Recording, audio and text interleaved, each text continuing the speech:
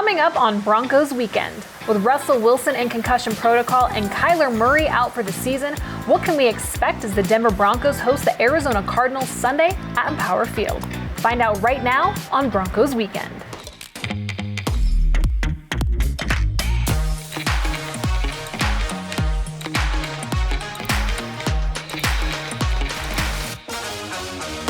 Welcome inside the Broncos Media Center for our Week 15 edition of Broncos Weekend, everyone. I'm Alexis Perry. To my left, the Hall of Famer Steve Atwater and Broncos analyst for Mile High Sports, Cody Roark. Cody, thank you so much for being with us today. Thanks for having me. I'm super excited to be here, get to talk football with you and Steve. I mean, what more could we ask for Week 15? Definitely nothing more. Of course, Big O, he is celebrating his birthday today, so a happy birthday from your Broncos broadcast family. Happy birthday, Big O! Well, before we take a look at this Sunday's matchup between the Broncos and Cardinals, first, we have to take a moment to relive last week's valiant comeback attempt against the Chiefs. Down 27-0, the Broncos managed to make it a 6-point game, eventually falling 34-28 to Kansas City. But there were plenty of positives to be taken away from that game. So guys, what did we learn about the Broncos as they battled their way throughout that game against the Chiefs? We saw a team that has been so resilient, so close-knit in that locker room this year, despite the season not going how they've planned. These guys just battle. And, you know, when you're down 27-0, it's easy to just say sometimes, all right, hey, this is it, it's over. These guys said, we're not gonna accept that. We're not gonna accept that against the Chiefs, who they've lost 13 straight games, now 14 straight to. They decided to take matters into their own hands. And I tell you what, that resilient effort, they battled, they fought for one another. That's a special thing about this team, despite how the season has gone. Yeah, resilient, that's the perfect way of defining these guys. They went out there and fought. Man, for a minute, I thought it was going to get super ugly. It was ugly, but man, I was super impressed by the way that they fought back. They hung in there together.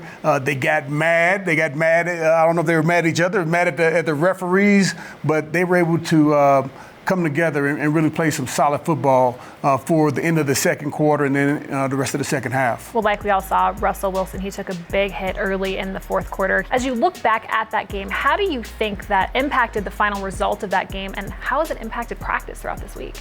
Well, I mean, when you don't have your quarterback one who's able to do much because of the NFL's concussion protocol, it definitely impacts maybe your perception of game plan. But for Russ, when he went down in that game, I mean, we have to think about that moment. They were facing a 2nd and 34. Then you find Greg Dulcich for a big-time play, and then on 3rd and 11, I mean, Russ, he nearly got brought down by a Chiefs defender. He shrugged his shoulder a little bit. He ran forward, powered himself and willed his way with extra effort to try to get that first down, to try to score. Unfortunately, got hurt in the process. You look at a moment like that and you say, wow, this guy wants it. This team wants it. And the energy at Empower Field was electric.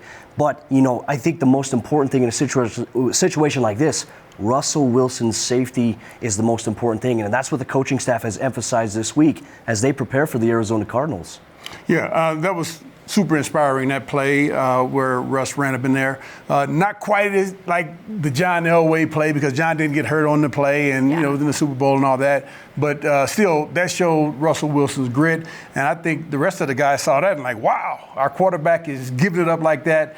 We got to give it up like that as well. So I think that was very inspiring, and I think that's going to do a lot for us going forward. Yeah. Well, in other injury news, good news, actually, for once. Oh, my gosh. Yes. Randy Gregory, he has returned to the practice field this week. There's a good chance that he will play on Sunday. So how could this maybe help this defense this week? Well, just the speed at which he plays, his mentality, his intensity. I love seeing him on the field. I love when he's running to tackle people. Like, he's not slowing down. He's full speed. Yeah. And I think that can be infectious. I think the fans love seeing guys run and slam into people. That gets the crowd hyped up. You would know something about that. Yeah. and I think that that's an element of the game that not everyone brings to the game, but he's certainly one of those guys. And it's super exciting.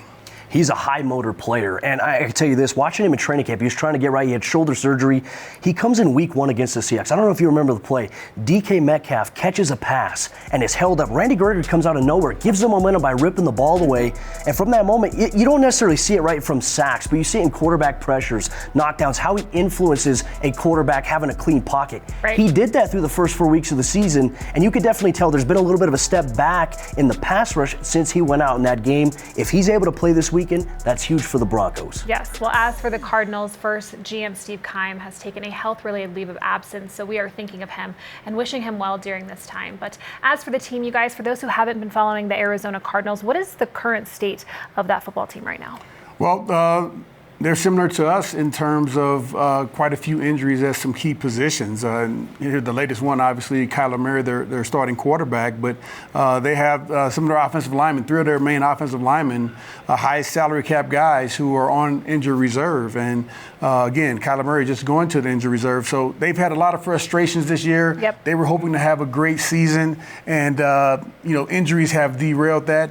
And again, I feel like they're a great football team. They got a lot of great talent on the team, but a lot of guys just aren't available because of injuries. Sounds familiar. That's one thing that does stand out. I mean, you look at this team, we can talk about the Broncos. Injuries have impacted them. Same thing with the Arizona Cardinals. Kyler Murray, that was a big loss for them on Monday night against the New England Patriots.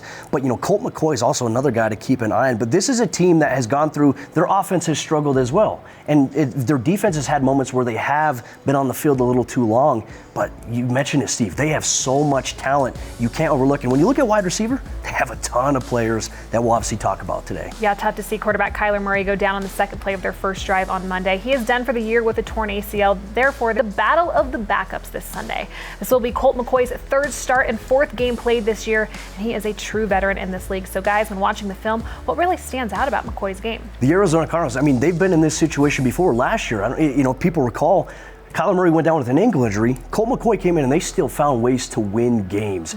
So Colt McCoy, while he's not the guy that Kyler Murray is, dynamic with his legs, he's still a veteran, capable quarterback who can hurt you. And he's got a lot of healthy options on the outside of wide receiver. So this is one of those matchups you simply can't overlook just because Colt is the quarterback. It's called a running threat. Yes. Well, still to come here on Broncos Weekend, Steve and Cody will break down a couple of intriguing plays from the Broncos' most recent outing before pointing out a few of the key matchups to watch for on Sunday.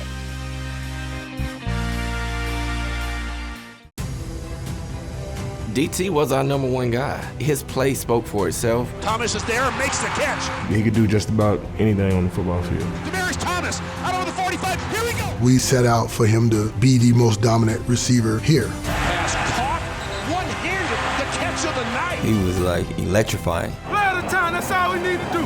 He was one of a kind. DT's got it, touchdown Denver. He was a defensive coordinator's worst nightmare, but for me, boy, he was just a gift.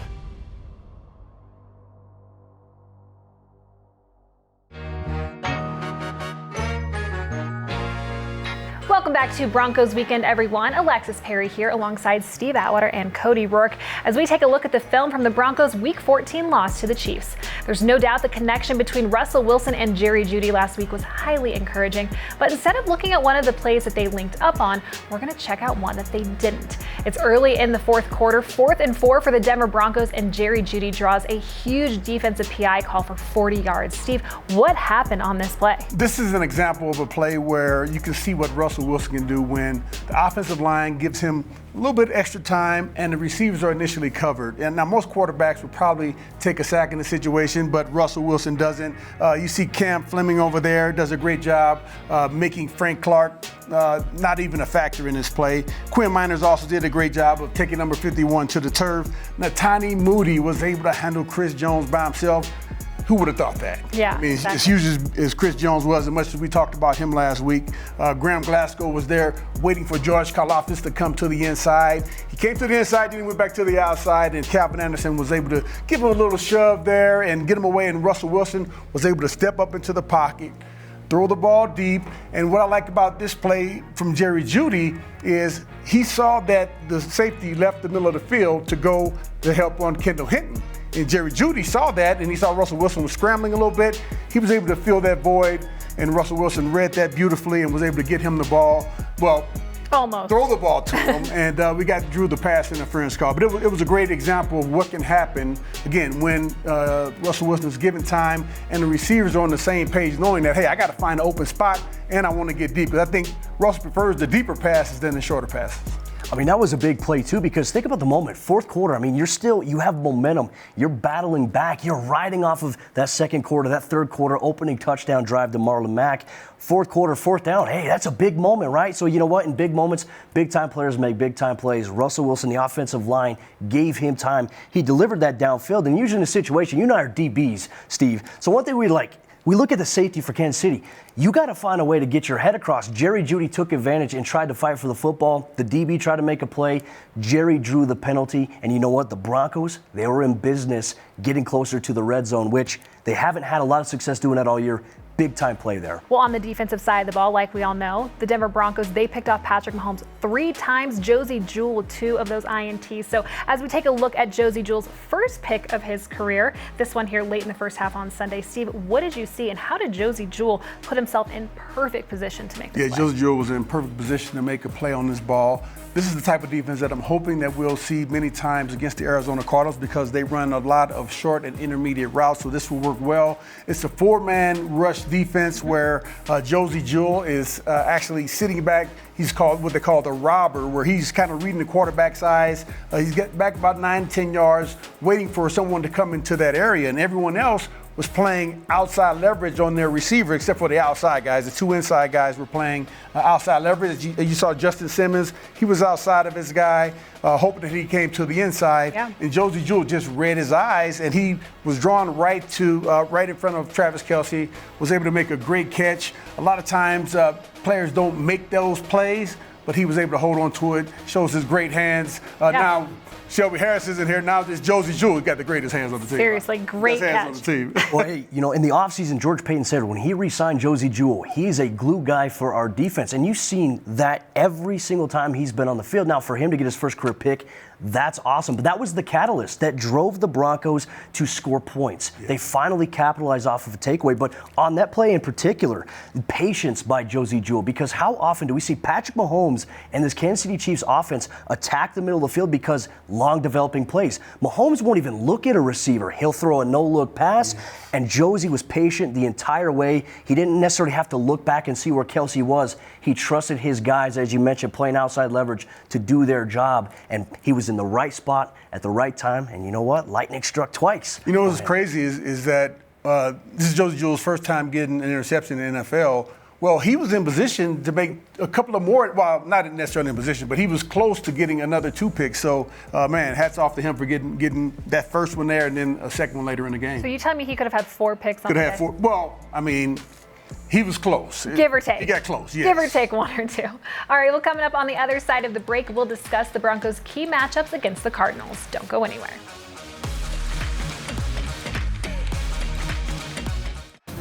I loved watching him play because he was fearless and he just was relentless and he made it look easy. Demaryius Thomas out over the 45. Here we go. He could do just about anything on the football field. DJ breaks the tackle inside the 10. Touchdown, Denver. He was one of a kind. Everybody in his life was special. He was a great leader. The best teammate. DT's got it. His smile lit up a room. He loved kids and he loved to give back. Boy, he was just a gift.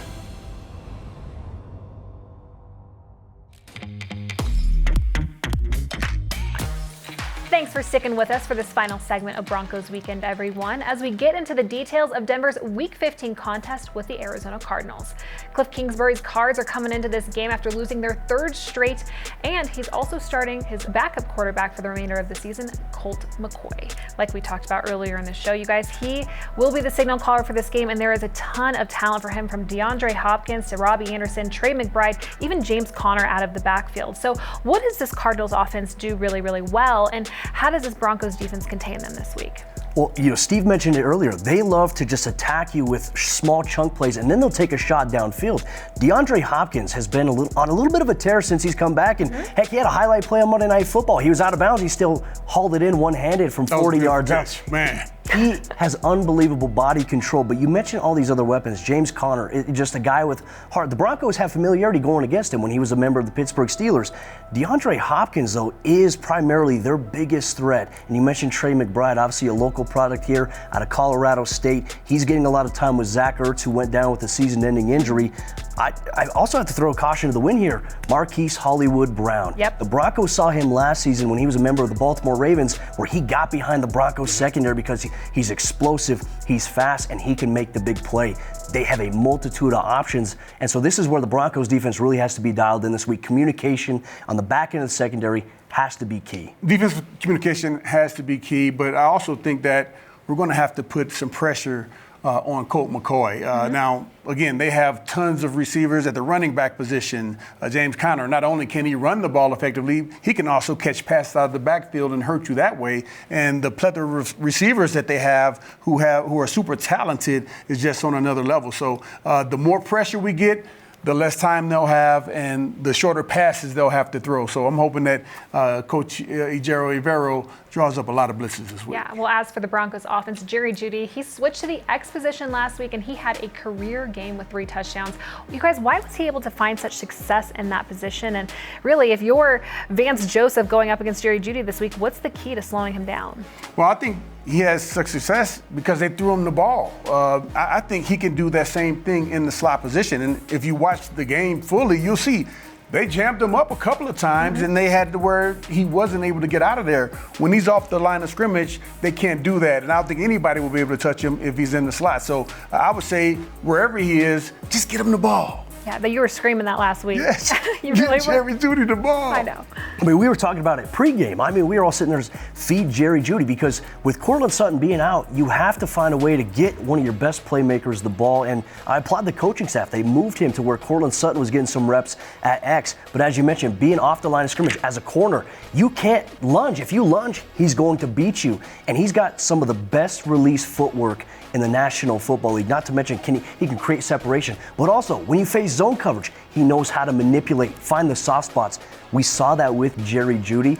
Hats off to Russell Wilson and Brett Rypien for getting him involved in the game plan. But Jerry, he is a tough task for anybody to cover one-on-one. I think if you keep moving him around and just finding ways to attack different matchups, Jerry will have another big game this week against the Cardinals. Well, as for the Denver Broncos ground game, you know, the injury bug, it continues to bite guys in that room. Mike Boone, he was just placed on season-ending IR. Last week, given the Broncos were fighting back from that 27-point deficit, Latavius Murray, Marlon Mack, they combined for 11 carries and 47 yards. So how would you really like to see the Broncos utilize those guys this week? Well, first off, I would like to see them a simplified offense, maybe 15, 20 plays to where they really understand what their responsibilities are, and then feed them the rock. Because both of those guys are effective. We saw Marlon Mack. I didn't know he had that type of speed still once he got out of the box. And but I would utilize him in the pass game as well. Try to get some passes to him and get Latavius Murray going early and often. 15, 16 carries, he'll get you 75 yards. I think the combination, I think these two guys, when you look at Latavius, how big he is, he's a guy, if you need short yardage, downhill. But Marlon Mack, I think, complements him in a really positive manner because he does have this explosiveness to him, something he's been trying to get back. I know he's dealt with a couple of injuries in his career. He finally looks like he's coming back to pre-injury Marlon Mack. And like you said, that 66-yard touchdown catch and run, I mean, he was running faster than he probably anticipated. He was almost stumbling to it, but he fell into the end zone, which is the most important thing. I think you have to find a way to use these guys. Obviously, maybe balance. Can you go 15 carries each? Or can you get a guy maybe 5 reps in the passing game versus 2? I mean, it's all about rhythm of the offense, so I think that's going to be a big indicator this week. You would have caught him, though, wouldn't you? Maybe. I don't know. I might have tripped. At that point. I know, the stumbling, bumbling there at the end for him. Everybody would have been tripping, right, if you were out there. You guys, who on Arizona's defense might really try to keep these guys from finding that rhythm that you speak of? Well, yeah, Zach Allen, defensive tackle. He's a guy who's going to put pressure on the quarterback. Again, our offensive line had moments where they did really well, but we also had some times where we just weren't on the same page, and I'm hoping we can clean that up this week and keep him out of the backfield. But, man, he's a guy who's going to try to put a dent in our plans. I mean, the way that they play, how aggressive they are, they shoot gaps, and then they try to, they execute different stunts, but then they send linebackers because they have fast, athletic linebackers. You have guys like Zaven Collins. Isaiah Simmons, yeah. They're all over the place. Like Vance Joseph, former Broncos head coach, defense coordinator of the Cardinals, he has a lot of different weapons he can move around with. They play ultra aggressive, Steve, which means that they're going to be prone to giving up more big plays if they can't get home. So that's where communication on the offensive line, making sure you're hitting the right hole as a running back, is crucial this week against the Cardinals. Okay, any other key matchups that you guys will be keeping a close eye on this week? Well, I would say James Conner and our two linebackers, Jerry Jeudy and Alex Singleton. Conner, great running the ball in between the tackles, but he can also, again, catch the ball out of the backfield. Yep. And I know we've had some problems with that, so hopefully we'll be able to cover him. We'll get in great position. We'll be able to jam him and keep him from getting behind us. Well, I think another thing, too, this is going to be cliche. I want to see Patrick Surtain against DeAndre Hopkins. That's a given. This is the pay-per-view matchup. Must-see TV on Sunday, 2:05 p.m. Mountain Time kickoff. You look at one of the most polished wide receivers with great body control, but you look at Patrick Surtain, one of the most technically refined cornerbacks in the game. I mean, when you look at this guy, technique is perfection. This is an emphasis of him, and he lives and breathes the film room. So he's been studying D-Hop all week. I'm excited to see this matchup. This is must-see TV. Okay, both teams obviously very hungry this week for a dub. So, Steve, for the Denver Broncos, the number one key to victory, sir? Number one key to victory, I would say offensively, we got to come out there and we got to pound the rock. In addition to getting Jerry Jeudy involved, we got to get Latavius Murray, again, 15 carries. We got to get them going. This team has given up a lot of points on the defensive side of the ball, and we got to make sure we take advantage of that. I think that's spot on there. You have to build off the momentum you created last week. Now, there's no moral victories in the NFL, but the fight that we saw from the Broncos last week, that is something you can build off of. Whether Russell Wilson is a quarterback or Brett Rypien, this is a locker room that is so close-knit, and they rally together, build on that, and I think control the time of possession. But you also have to convert on third down, where Denver, on the first drive last week, had more third down conversions than they had the prior week against Baltimore. Keep building on the little things. Keep trying to figure out how are we going to get through and achieve some of the things we want that we set at the very beginning of the season offensively. How can we hit our landmarks? I think time of possession's there. Also defense, got to get off the field on third down. Well, that is all the time we have for Broncos Weekend. Thanks so much, guys. We look forward to seeing all of you Broncos country out at Empower Field at Mile High this Sunday for that 2:05 kickoff between the Broncos and Cardinals. In the meantime, we will be cheering on the Colorado School of Mines in the D2 National Championship game this Saturday against Ferris State. We are wishing the Ore Diggers the best of luck as they look to win their first national title. Safe to say, these boys need to bring home that hardware. Yes. Good luck, Ore Diggers. Let's go. You know something about hardware. Yeah, got a little bit of hardware. There we go. Let's go. Good. Let's get one. Let's get one of these.